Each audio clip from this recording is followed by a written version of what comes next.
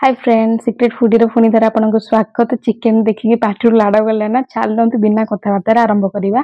Dhaba style chicken देखो ये मुझे चिकेन आप हाड़ हो मांस हो जहाँ भी अच्छे नहीं जाए टे लुण पकईबे आउ गोटे दी चामच ये अदा रसुण पेस्ट देदेवे आउ टे लंका गुंड देदेवे आ जीरा धनिया पाउडर जदि अच्छी तो निहाती भाव पका बहुत बढ़िया भाव गोल देवे नॉर्मल हल्का हाथ में पानी पानी किसी भी दबार ना यही टाइप बस आपको गोल दबार अच्छी। ढाबा स्टाइल चिकेन पाइबे ताकू साइड रे रखी दियंतु से टिके 5-10 मिनिट रेस्ट नो थाउ।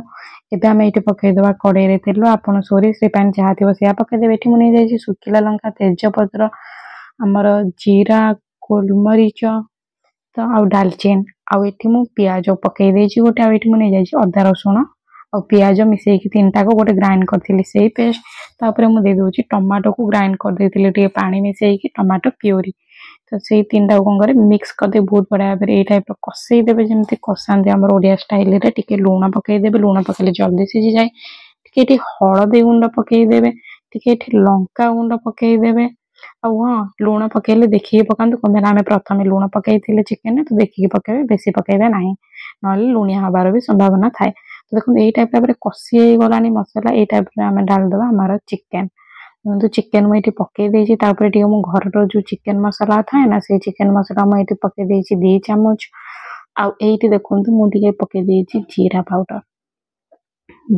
पकई जदि अच्छी जीरा पाउडर पका जदि ना तो स्किप कर दिंतु। यही टाइप आम घोड़े रखीदे मिनिमम 15 मिनिट घोड़े रखा मझे मझे चटू मारुवे। एबे देखो आमर रेडी होगा ढाबा परिका चिकेन तरकारी। ये चिकेन तरकारी खातु बनातु करे बहुत ही टेस्ट लगी बहुत ही यम्मी लगी जब धनिया पत्र अच्छी पका ना मो परिका छाड़ी दिंतु। तो ये देखो ये जो चिकेन टा होगा पूरा रेडी होगा अपने आपको पूरी रुटी परोटा भात पखाड़ कौन गरम कौन पखाड़ तो दाबिकी जीव कषा जेहेतु आम चिकेन टा पूरा ढाबा परिका बास्ना आपन विश्वास करें एत बढ़िया बास्ना हम ना निहाती ट्राए करवा आपको दरकार। तो जदि ट्राए करना तो निहाती भाव ट्राए करूँ। मु चली जाऊँगी आपंक पुणी आउ गोटे नुआ वीडियो आने नुआ रेसिपी आने मुझार आसिया भितर आपड़ ये रेसिपी निहाती भाव ट्राए करूँ केमती लगे मत कमेंट रे निश्चिंत भाव में जन आदि मो वीडियो आपको भल लगु थाए तो प्लीज गोटे लाइक गोटे कमेंट शेयर सब्सक्राइब आपण सांग सहित कर दिंतु।